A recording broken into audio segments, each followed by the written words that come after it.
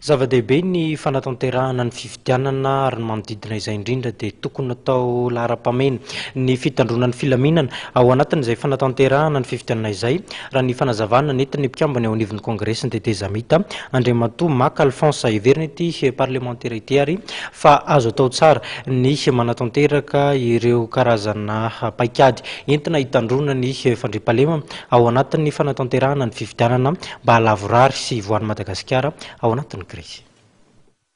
Antoky ny fanatotosana fifidianana ny fisiany fandriampahalemana ary tsisy fifidianana afaka tanterahana raha toa ka tsy lavorary ny fandriampahalemana eto amin'ny firenena, hoy ny CT Maka Alphonse. Heverina ity parlement ity fa aradrary ny fangatahana mpitandro filaminana ny tokony anokanana teti-bola manokana ho an'ny fitandrona ny filaminana mandritra ny fifidianana.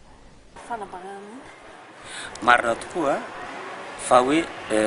souveraineté nationale izany resaka hoe fandriampahalemana ny administration territoriale ny douane dia tokony ho an'ny fanjakana malagasy fa zao ny raha tsy misy fandriampahalemana tsisy fifidianana vanina na tsara ohatra n'inona ny liste électorale na tsara ohatra n'inona ny fandrafetana ny hoe ny ino izy ity ny resaka ao anatin'ny candidature sy sisa na misy ny amnistie ka tsy misy ny fandriampahalemana dia tsisy fifidianana vanina. Ahoana moa ny ahafahan'ny olona mandeha mifidy nefa ny tanànany sans sécurité zay nge dia efa misy zavatra tsy mety zay ka amiko dia tokony hisy ny resaka fandriampahalemana mba ho antoka amin'ny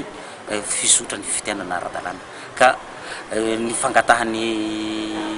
mpitandro filaminana dia hitako hoe aradrariny satria na ataontsika hoe asa io no asany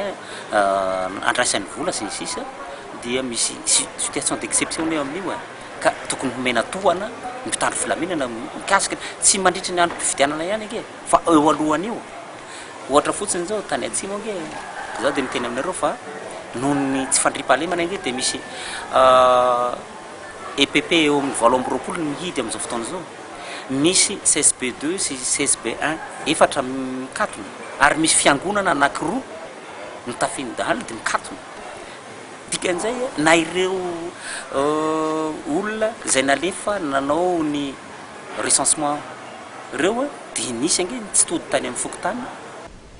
Aratsy aivina ny teo anivon'ny mpitandro filaminana dia efa nilaza fa mila 4.7 miliara ariary mpitandro filaminana ahafahana miantoka ny filaminana mandritra ny fotoam-pifidianana. Ary Ramatoa Fatima Samora solitena firenena mikambana kosa dia nanamarika fa tsy tafiditra ao anatin'ny PASEM ny teti-bola mikasika ny fitandrona ny filaminana amin'ny fotoam-pifidianana.